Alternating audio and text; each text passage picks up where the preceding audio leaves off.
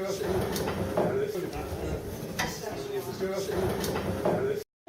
for coming to my MA exhibition today. Hope you've enjoyed the cakes. Hi, I use musical convergence a lot. One of the major ways is I made a website to be used for the school radio, and it incorporates both sounds, as you can see at the bottom. It's not working at the moment, but that uses a cloud storage device, which is a storage device based on the internet. I also use it a lot through WordPress, which a lot of our lessons are based on media and radio. We have to do blogs for the actual coursework, so the teachers and the examiners can see how we've learned, what we've learned, and when we've learned it. In fact, it can be quite daunting, particularly for those that don't use a lot of convergence within their lessons.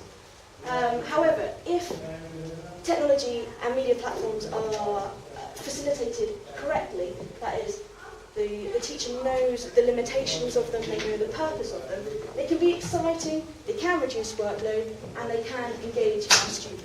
Okay, what I'd like you to do before I go through this slide is on the pieces of paper in front of you, the large ones, the A3 ones, could you just consider how you use different media platforms?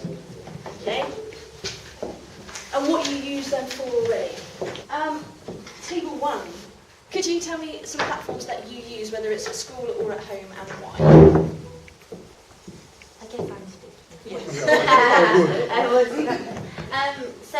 Well, at home and also in dance as well, we use a lot of, say, like YouTube, and we've uploaded some of our videos onto YouTube, and also those blogging pages that you were talking about with WordPress. Some of the dance students have been working with blogging pages and in media as well. Generally for research as well, they can upload their research and add links into, for example, their WordPress pages, which directs them to other research that they found online. Yes, and to add to that. We sort of focused more on home, didn't we, really? Yeah. To access school.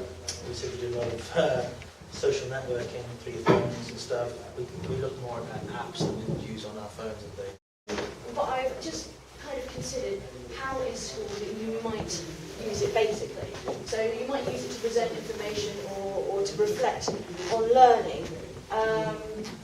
And you might do it by using platforms such as cloud computing. I found that in my lessons, by using some of this media convergence, that's allowed my students to be far more engaged. And kind of most importantly, it's allowed them to consider their own learning style rather than what I think is best for them. What I'd like you to now do, on the back of your piece of paper on another piece of paper, is consider how in fact you would like to use media convergence in school, but not able to, again, because of time, because the internet's restricted. I want to see the comparison between the two. How would you like to use it? What actually would you like to have in the classroom?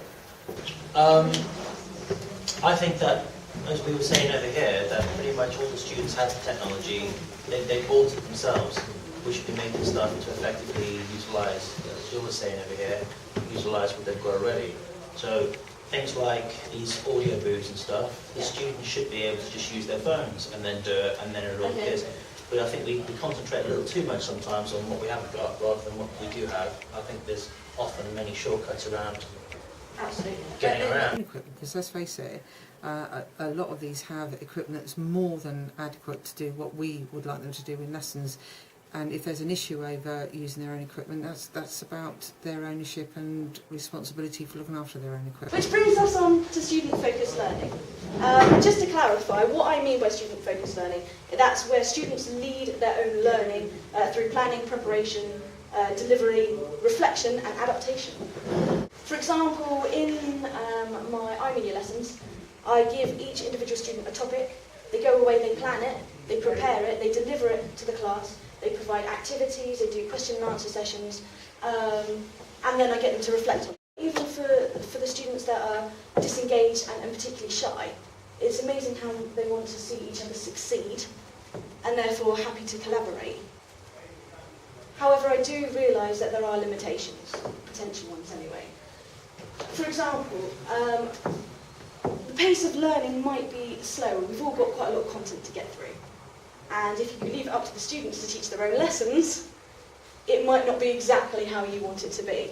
But once the students get used to it, and they do, it's just a different style, I found, in fact, that the understanding is deeper, the retention is better, and that obviously impacts upon attainment. Which leads me to linking media convergence and student-focused learning.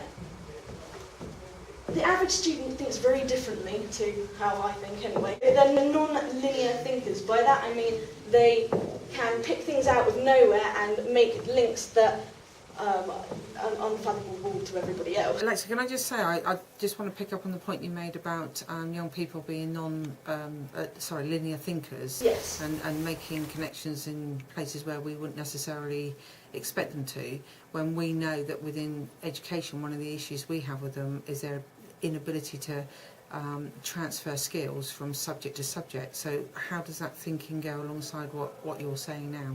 Yes, I am saying they're abstract thinkers, but maybe not in that way, because they often use it through media platforms in order to transfer skills. So if you ask them to do something with a specific platform, they'd be able to take it anywhere. At least that's what I found in my media lessons in different aspects of. But if you ask them to do something, transfer it from a basic science to maths, a basic skill, they're lost. At the moment, it tends to be quite individual, so the learning often is individual. It tends to be teacher-led, and it's typically one style of learning. By that, I mean it's the style that we deem most appropriate for students. But if you share your work and it's collaborated on and participated on, I think that's where Education 2.0, the future of education, really lies. I went to a workshop with Jill and Annetta, and we met a very, very typically American, critically acclaimed, internationally acclaimed speaker that stated, "Today's students are no longer the people our education system was designed to teach." And I think I actually agree with him, and that we kind of need to consider as teachers our role of the future and how, one, it's changed from where we first started off, and two, where it's going. I see myself as a facilitator of education rather than a teacher. Probably shouldn't say that with Jill and John in the room. More often than not, students can make as good, if not better, teachers than teachers